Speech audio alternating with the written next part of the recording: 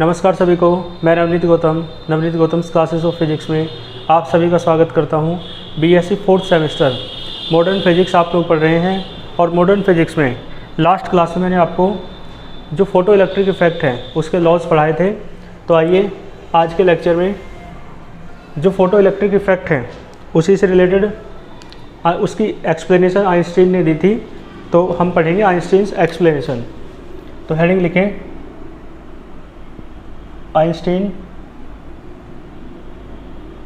Einstein's explanation. ठीक है जी, Einstein की एक्सप्लेनेशन। और किस चीज़ की एक्सप्लेनेशन? तो ऑफ फोटो इलेक्ट्रिक इफेक्ट,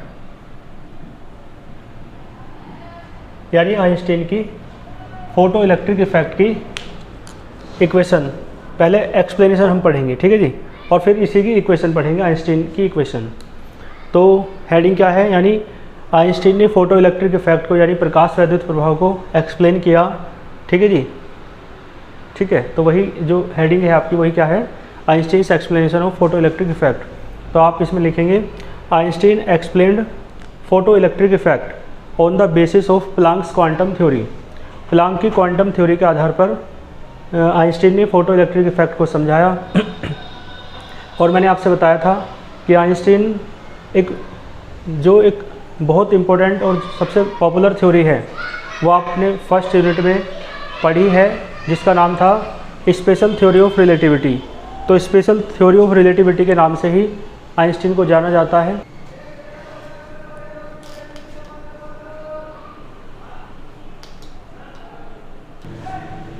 ठीक है जी, तो आइंस्टीन को फोटो इलेक्ट्रिक इफेक्ट तो उन्होंने बाद में दिया, और फोटो इलेक्ट्रिक इफेक्ट के लिए ही आइंस्टीन को नोबेल प्राइज़ भी मिला। लेकिन उनकी जो एक पॉपुलर बहुत ज़्यादा जिसके नाम से आइंस्टीन को जाना जाता है वो है उनकी स्पेशल थ्योरी ऑफ रिलेटिविटी।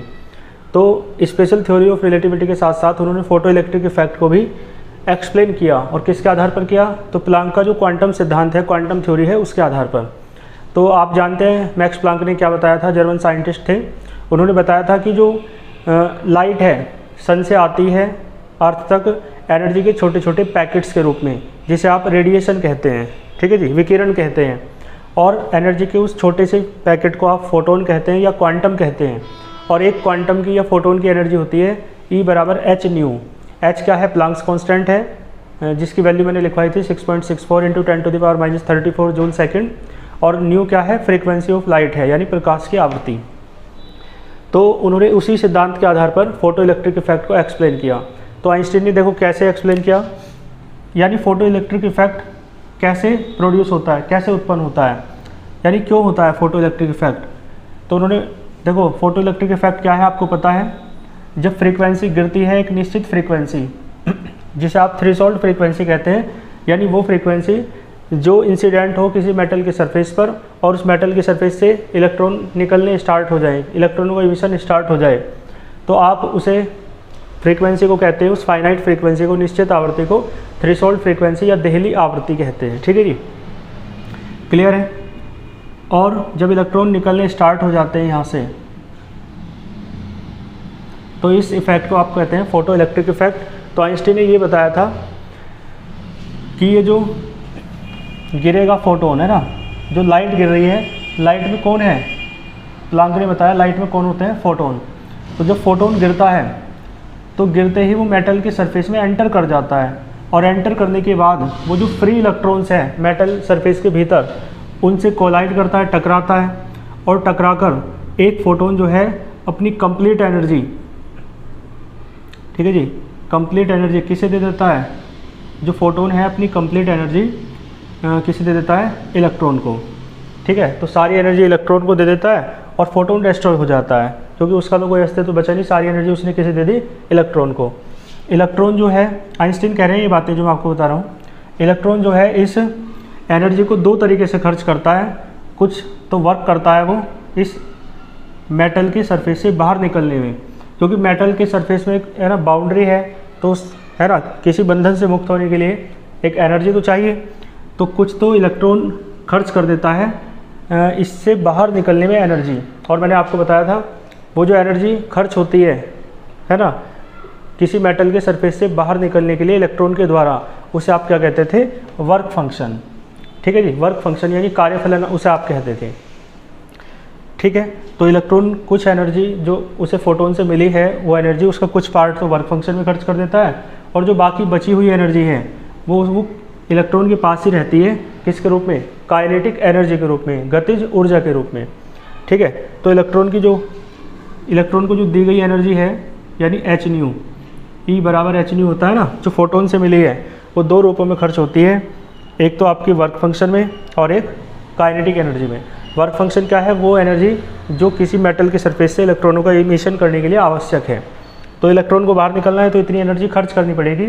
और वर्क फंक्शन जो है वो मेटल की प्रॉपर्टी होती है, मेटल सरफेस की, अलग अलग सरफेसेस के लिए इसकी वैल्यू अलग अलग होती है। ठीक है जी, तो W जो है मेटल सरफेस की प्रॉपर्टी है, और काइनेटिक एनर्जी किसकी है, तो उस इलेक्ट्रॉन की है जो निकला है। तो इस तरीके से देखो, एक बात और, यदि इलेक्ट्रॉन को एच न्यू एनर्जी मिली तो उसकी एनर्जी जो है ना एच न्यू, वो W से ज़्यादा होनी चाहिए या बराबर होनी चाहिए।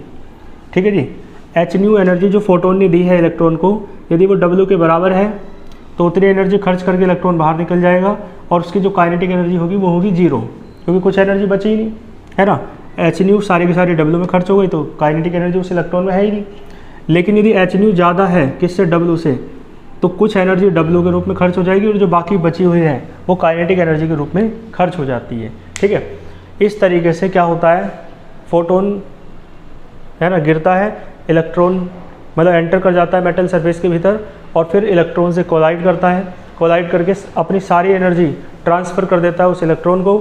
इलेक्ट्रॉन उस एनर्जी को पाकर एक्साइटेड हो जाता है, और कुछ एनर्जी वर्क फंक्शन के बराबर एनर्जी खर्च करके बाहर निकल आता है, और जो बची हुई रिमेनिंग एनर्जी है वो काइनेटिक एनर्जी के रूप में उसमें रहती है। ठीक है जी, तो इस तरीके से ये सारी एक्सप्लेनेशन किसने दी, आइंस्टीन ने। तो आइए आप बोर्ड पर इसकी लैंग्वेज देखिए जो सारा मैंने आपको समझाया।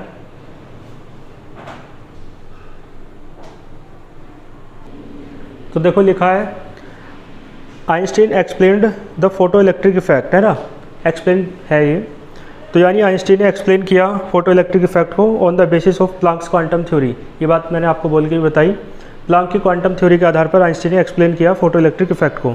आगे लिखा है, according to Planck's quantum theory, Planck की क्वांटम थ्योरी के अनुसार रेडिएशन यानी कि light travels in the form of small energy packets, energy के छोटे छोटे पैकेट्स के रूप में ट्रैवल करती है ना, रेडिएशन ये लाइट, जिन्हें आप फोटोन या क्वांटा कहते हैं, है ना, फोटोन्स या क्वांटा, प्लूरल है ये वर्ड, है ना, फोटोन और क्वांटम कहेंगे सिंगुलर में। तो each photon has the energy H nu, प्रत्येक फोटोन की एनर्जी एच न्यू होती है। और लिखा है, as the light is incident on the metal surface, जैसे ही लाइट इंसिडेंट होती है, गिरती है किस पर, मेटल सरफेस पर, तो फोटोन्स जो है लाइट के enter in the metal surface, यानी सारी बात वही बताई, एंटर कर जाते हैं मेटल के सरफेस में, and collide to the electrons, और किससे टकराते हैं, इलेक्ट्रॉनों से टकराते हैं। Each photon transfer its energy, total energy to the free electron, प्रत्येक जो फोटोन है अपनी सारी एनर्जी उस फ्री इलेक्ट्रॉन को ट्रांसफ़र कर देता है। ठीक है जी, मैंने बताया यदि ये एनर्जी W से बड़ी है या बराबर है, ये वाली बात बताई। तो if this energy H new, ये जो एनर्जी एच न्यू है जो फोटोन से मिली है इलेक्ट्रॉन को, यदि ये ग्रेटर है और इक्वल टू या बराबर है किसके, वर्क फंक्शन के, तो इलेक्ट्रॉन निकल जाता है तुरंत।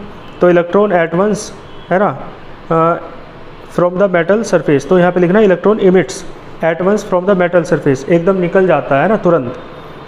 ठीक है जी, और लिखा है the energy which is equal to work function, जो एनर्जी है वर्क फंक्शन के बराबर वो खर्च हो जाती है निकलने में, इज यूज्ड फॉर, है ना, emission for from the metal surface, metal surface से निकलने में उतनी एनर्जी खर्च हो जाती है।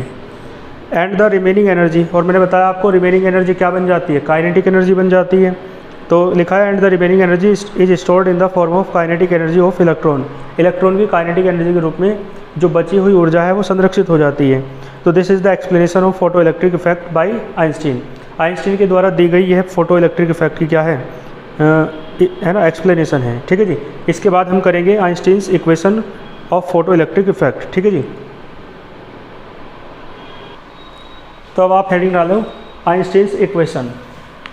ठीक है जी, Einstein's equation of photoelectric effect, photoelectric effect की आइंस्टीन की समीकरण, इक्वेशन।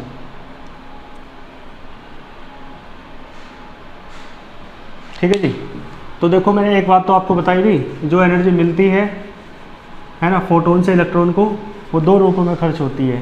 तो इसमें भी यही आप लिख देना, द एनर्जी है ना which is obtained from the photon to the electron is used in to है ना works. Number first work function, number second kinetic energy. तो आप वर्क फंक्शन और काइनेटिक एनर्जी के रूप में है ना इससे खर्च करते हैं। तो इसमें ये लिख लेंगे, न्यू क्या है फ्रीक्वेंसी है और न्यू नोट क्या है थ्रेशोल्ड फ्रीक्वेंसी है, एच क्या है प्लैंक्स कांस्टेंट है। तो देखो then according to Einstein, language वगैरह मैंने बोल दी है, बाकी पीडीएफ नोट्स में आप देख लेंगे अच्छे से। Then according to Einstein, Einstein के अनुसार आपको पता है जो एनर्जी मिलती है ई है ना फोटोन से इलेक्ट्रॉन को, वो खर्च होती है दो रूपों में, एक तो वर्क फंक्शन में और एक काइनेटिक एनर्जी में। तो मेन तो यही है, ई बराबर आपको पता है एच न्यू होता है, डब्ल्यू होता है एच न्यू नॉट और प्लस के। ठीक है जी, यहाँ से के बराबर क्या आएगा H nu minus H new not. तो के बराबर आएगा H nu minus nu not. इस तरीके से एक इक्वेशन आइंस्टीन की ये आ गई। ठीक है जी, और आप जानते हैं न्यू बराबर होता है सी, वो न्यू बराबर होता है सी अपॉन लैम्डा। तो ठीक है जी, तो ऐसे न्यू नॉट क्या हो जाएगा सी अपॉन लैम्डा नॉट। तो के बराबर आएगा एच, न्यू की जगह आएगा सी अपॉन लैम्डा और न्यू नॉट की जगह आएगा सी अपॉन लैम्डा नॉट। तो इस तरीके से यहाँ से आप सी कॉमन ले सकते हो। तो के बराबर आएगा H C 1 upon lambda minus 1 upon lambda naught. ठीक है जी, तो इस तरीके से ये आ जाती है। क्लियर है? तो के बराबर ये, के बराबर ये, दो इक्वेशन आ गई और एक ये तीन। और के बराबर देखो आप ये भी लिख सकते हो half M V maximum square होता है। ठीक है जी, के बराबर हाफ एम वी स्क्वायर होता है। वी क्या है मैक्सिमम वेलोसिटी, वी मैक्सिमम क्या है मैक्सिमम वेलोसिटी है ना उस इलेक्ट्रॉन की। तो यहाँ पे आप के की जगह ये रख दोगे तो एक इक्वेशन ये आ जाएगी। आप यहाँ पे भी रख लो, चाहे यहाँ पे रख लो, चाहे दोनों जगह रखोगे तो एक आ जाएगी। के की जगह आप यहाँ भी रख दो और यहाँ भी रख दो। तो 1/2 एम वी मैक्सिमम का स्क्वायर बराबर H nu minus nu naught. ठीक है जी, और यहाँ रखोगे तो 1/2 एम वी मैक्सिमम का स्क्वायर बराबर आएगा H C 1 upon lambda minus 1 upon lambda naught. ठीक है जी, इस तरीके से। और एक मैंने बताया था आपको के बराबर आपका ई इंटू वी सी बताया था, है ना, काइनेटिक एनर्जी का फॉर्मूला होता है। तो के की जगह इन दोनों इक्वेशन में ये भी रख सकते हो ई इंटू वी सी। ई क्या है चार्ज ऑफ इलेक्ट्रॉन, वी सी क्या है कट ऑफ या स्टॉपिंग पोटेंशियल, जिसे आप अंतक है ना विभव कहते हैं, या फिर स्टॉपिंग को है ना कट ऑफ को अंतक ही कहेंगे, और देख लेना हिंदी में क्या कहेंगे। तो ये दोनों में आप रख सकते हो ई की जगह के की जगह ई इंटू वी सी। तो ई वी सी बराबर H nu minus nu not. एक इक्वेशन आपकी ये आ गई और यहाँ रख दो। तो ई वी सी बराबर H C 1 upon lambda minus 1 upon lambda naught. ठीक है जी, इस तरीके से। तो ये जो सारी मैंने इक्वेशंस आपकी बॉक्स में बंद हैं, ये आइंस्टीन की समीकरण के विभिन्न रूप हैं। तो ये क्या है Einstein's equation of photoelectric effect, यानी फोटो इलेक्ट्रिक इफेक्ट यानी प्रकाश वैद्युत प्रभाव को समझाने के लिए ये आइंस्टीन की एक समीकरण है। ठीक है जी, स्क्रीनशॉट ले सकते हो इसका भी आप। बाकी आगे चलते हैं फिर नेक्स्ट टॉपिक पर। ये आइंस्टीन की इक्वेशन कंप्लीट होती है। इसके बाद आप हेडिंग डालो, अब हम पढ़ेंगे कॉम्पटन इफेक्ट, है ना, ये फोटो इलेक्ट्रिक इफेक्ट था। फिर इसके बाद हम क्या पढ़ेंगे कॉम्पटन इफेक्ट। ठीक है जी, कॉम्पटन एक साइंटिस्ट का नाम है। कॉम्पटन इफेक्ट हिंदी में इसे कहेंगे कॉम्पटन प्रभाव, है ना, कोई हिंदी बदलेगी नहीं, कॉम्पटन प्रभाव। कॉम्पटन तो साइंटिस्ट का नाम है। तो देखो ये क्या होता है मैं आपको बता दूं। देखो जब एक्सरे फोटोन, कौन सा फोटोन, एक्स किरण का फोटोन जो होता है वो गिरता है, किस पर गिरता है, कोलाइड करता है किसके साथ, किसी मेटल के साथ, ऑफ लो एटॉमिक नंबर, ठीक है जी, जिसका एटॉमिक नंबर क्या है, कम है काफ़ी, है ना। तो कोई एक्सरे फोटोन जब गिरता है, कोलाइड करता है, ठीक है जी, एरो से दिखा लो, किससे कोलाइड करता है, किससे टकराता है, किसी मटेरियल से, मेटल से, है ना, जिसका एटॉमिक नंबर क्या है, लो है, ठीक है जी। तो पता है क्या होता है, जो फ्रीक्वेंसी है ना, वो घट जाती है। और देखो आप जानते हो न्यू बराबर c/λ, तो जब फ्रीक्वेंसी घटी है तो वेवलेंथ क्या हो जाएगी, बढ़ जाएगी, ठीक है जी, वेवलेंथ क्या हो जाती है, बढ़ जाती है। तो फ्रीक्वेंसी जो है उस फोटोन की, है ना, घट जाती है। ये सब किसकी है, ऑफ फोटोन, उसी फोटोन की जिसकी बात हो रही है, एक्सरे फोटोन, ठीक है जी। तो जब एक्सरे फोटोन किसी लो एटॉमिक नंबर के मेटल पर गिरता है तो उसकी फ्रीक्वेंसी घट जाती है, या तो आप ऐसे कह सकते हो, या वेवलेंथ बढ़ जाती है, आप ऐसे भी कह सकते हो, क्योंकि फ्रीक्वेंसी घटेगी तो वेवलेंथ बढ़ेगी, रेसिप्रोकल या इन्वर्सली प्रोपोर्शनल का रिलेशन है। और ये फ्रीक्वेंसी या वेवलेंथ जो चेंज हो रहा है वो फोटोन की हो रहा है, जो एक्सरे फोटोन है, तो जनरली आप कह सकते हो चेंज हो जाती है, ठीक है जी, क्या हो जाती है, चेंज हो जाती है, ठीक है जी। फोटोन की जो फ्रीक्वेंसी और या वेवलेंथ है वो चेंज हो जाती है, ठीक है जी। तो इस तरीके से ये जो इफ़ेक्ट है इसे आप कॉम्पटन इफेक्ट कहते हैं, कॉम्पटन प्रभाव कहते हैं। और ये क्या है, ये जो कॉम्पटन इफेक्ट है ये एक्सपेरिमेंटल वेरिफिकेशन देता है, ठीक है जी, एक्सपेरिमेंटल वेरिफिकेशन किस चीज़ का, यानी कि प्रायोगिक सत्यापन देता है, किसका, इलेक्ट्रोमैग्नेटिक वेव्स का, ठीक है जी। प्रकाश क्या बोलते हैं, इलेक्ट्रोमैग्नेटिक वैद्युत चुंबकीय तरंगे, उनका प्रायोगिक सत्यापन देता है, और साथ में पार्टिकल नेचर का भी देता है। आपको मैंने बताया था कि जो फोटो इलेक्ट्रिक इफेक्ट है या कॉम्पटन इफेक्ट है उनकी एक्सप्लेनेशन हो पाती है केवल और केवल पार्टिकल नेचर के आधार पर, वेव नेचर के आधार पर इनकी एक्सप्लेनेशन नहीं हो पाती है। वेव नेचर के आधार पर जो एक्सप्लेनेशन होती है वो होती है उनकी, जैसे कि पोलराइजेशन ऑफ लाइट, है ना, डिफ्रैक्शन, इंटरफेरेंस ऑफ लाइट, ये जो फिनोमिना है ना। तो पार्टिकल नेचर की जो एक्सप्लेनेशन है वो कॉम्पटन इफेक्ट के द्वारा होती है। तो कॉम्पटन इफेक्ट किसका फेवर करता है या किसे वेरीफाई करता है, तो पार्टिकल नेचर ऑफ, है ना, लाइट की पार्टिकल नेचर को ये वेरीफाई करता है, और इलेक्ट्रोमैग्नेटिक वेव के एग्जिस्टेंस को ये वेरीफाई करता है। तो इस तरीके से ये पूरा इंट्रोडक्शन मैंने आपको दिया कॉम्पटन इफेक्ट का। अब इसकी लैंग्वेज आप बोर्ड पर देख सकते हैं। यह लैंग्वेज से पहले देखो इसकी एक चीज़ और समझ लो, कॉम्पटन इफेक्ट में ये वेवलेंथ बढ़ी क्यों है या फ्रीक्वेंसी कम क्यों हुई है, इसका कारण और समझ लो। तो इसका कारण क्या है, एक्सप्लेनेशन, यानी कॉम्पटन ने इस बात को भी एक्सप्लेन किया ये क्यों होता है ना। कॉम्पटन एक्सप्लेन मतलब कॉम्पटन इफेक्ट एक्सप्लेन होता है पार्टिकल नेचर की हेल्प से। तो उन्होंने, कॉम्पटन ने भी इस इफेक्ट को, कॉम्पटन इफेक्ट जिसे कहा जाता है, पार्टिकल नेचर के आधार पर ही समझाया, यानी प्लांक्स की क्वांटम थ्योरी के आधार पर ही समझाया। क्योंकि प्लांक की क्वांटम थ्योरी पार्टिकल नेचर को सपोर्ट करती है। प्लांक कहते हैं कि एनर्जी के छोटे छोटे पैकेट्स होते हैं वो पार्टिकल ही तो हैं, जिन्हें आप फोटोन कहते हैं या क्वांटम कहते हैं। तो देखो क्या कह रहे हैं, कॉम्पटन कहते हैं कि जब एक्सरे फोटोन किसी मेटल से टकराता है लो एटॉमिक नंबर की, तो क्या होता है, जो फोटोन है वो अपनी एनर्जी का कुछ भाग दे देता है, किसे, उस मेटल को, है ना, उस मेटल के पार्टिकल को। तो जब एनर्जी घटेगी तो ई बराबर क्या होता है, एच न्यू। तो जब एनर्जी घट रही है तो न्यू फ्रीक्वेंसी भी तो घटेगी, तो इसलिए फ्रीक्वेंसी क्या हो जाती है, घट जाती है। और फ्रीक्वेंसी घट रही है तो इस बात को आप ऐसे भी कह सकते हो कि वेवलेंथ बढ़ रही है।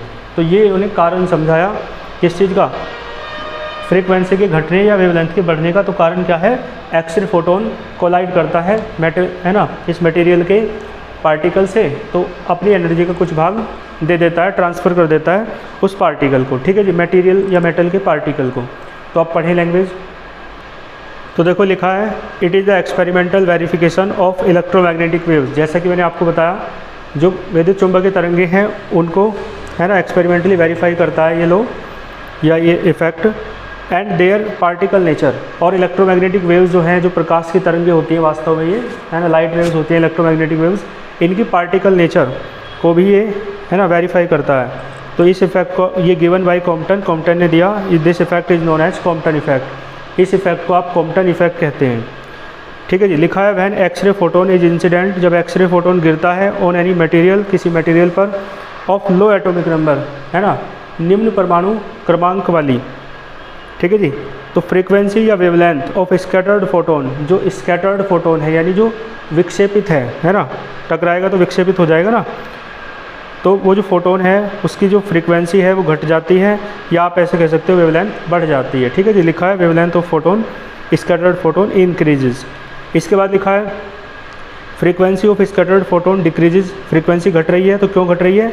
Due to decrement in energy, क्योंकि मैंने बताया एनर्जी घट जाती है स्कैटर्ड फोटोन की। और एनर्जी क्यों घटी है?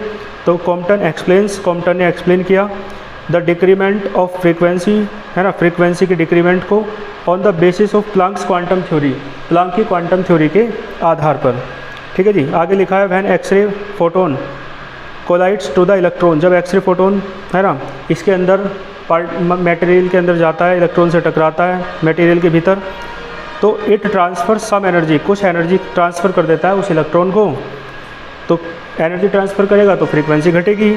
सो frequency of scattered photon decreases, इस कारण से स्कैटर्ड फोटोन की एनर्जी क्या हो जाती है? डिक्रीज हो जाती है, कम हो जाती है। और वेवलेंथ, या आप ऐसे कह सकते हो कि वेवलेंथ क्या हो जाती है? बढ़ जाती है, ठीक है जी। तो इस तरीके से ये कॉम्पटन इफेक्ट का इंट्रोडक्शन मैंने आपको दिया, ठीक है।